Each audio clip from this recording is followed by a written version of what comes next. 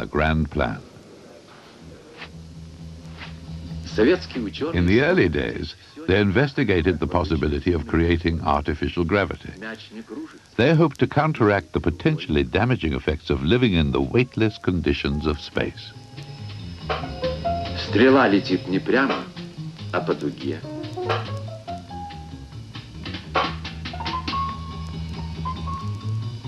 Земных космонавтов-испытателей регулярно навещает врач.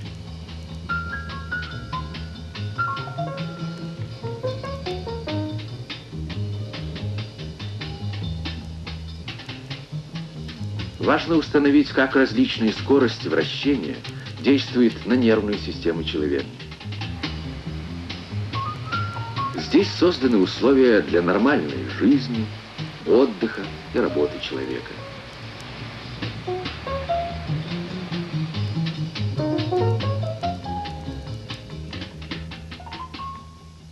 Artificial gravity stations remained a dream of the future. A zero-gravity station would be much easier to construct. Konstantin Feoktistov was one of the engineers who pioneered orbital space stations. He led a powerful lobby which was opposed to spending any more on the ill-fated moon project.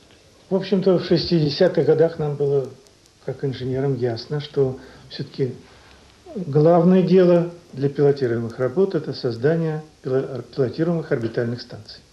Но руководство было категорически против.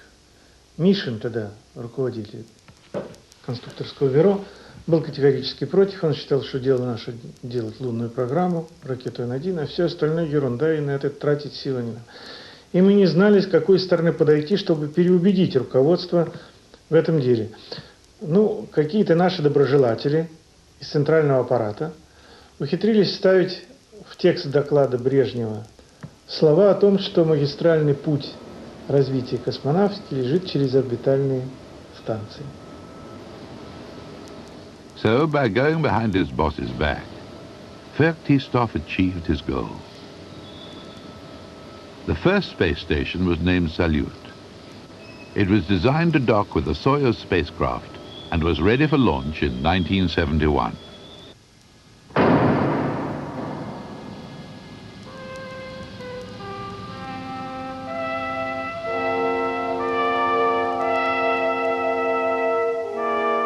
Dobrovolsky, Volkov and Poltsayev would be the first crew to try living in space aboard the new station.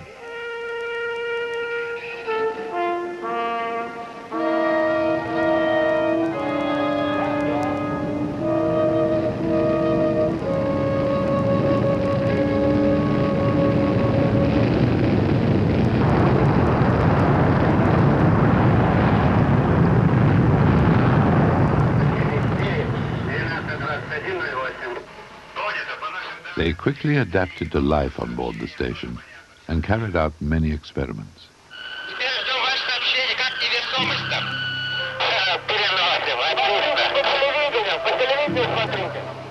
Every night for 3 weeks, they entertained 100 million Soviet television viewers with their reports from the strange, weightless world of Salyut.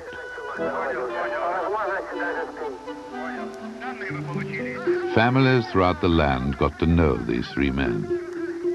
It made the tragic end to this mission even more shocking. As they came back to Earth, all the air in their capsule drained out through a faulty valve. There were no spacesuits on board. The cosmonauts were dead before they reached the ground.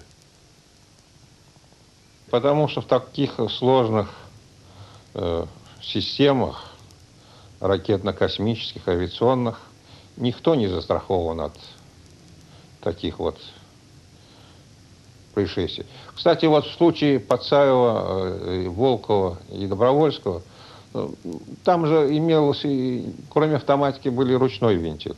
Только незнание материальной части этим экипажем вот привело к такому исходу.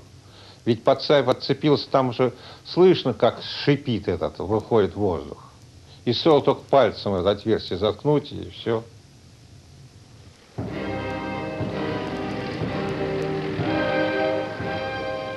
The nation was stricken with grief, but the space station program went on.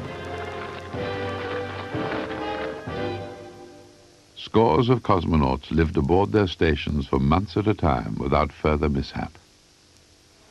They gathered a mass of data on how weightless conditions affect the human body.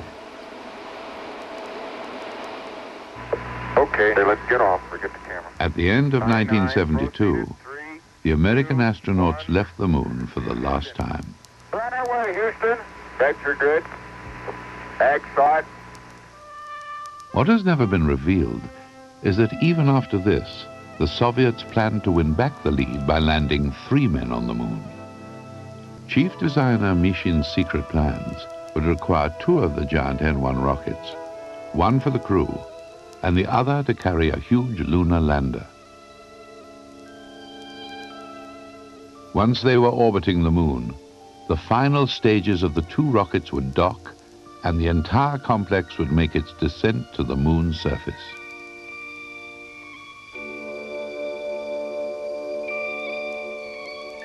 The 3 cosmonauts would live for up to a month on the moon. If this went well, there were even plans to establish a lunar base. The top stage of the rocket was powerful enough to take them directly back to Earth.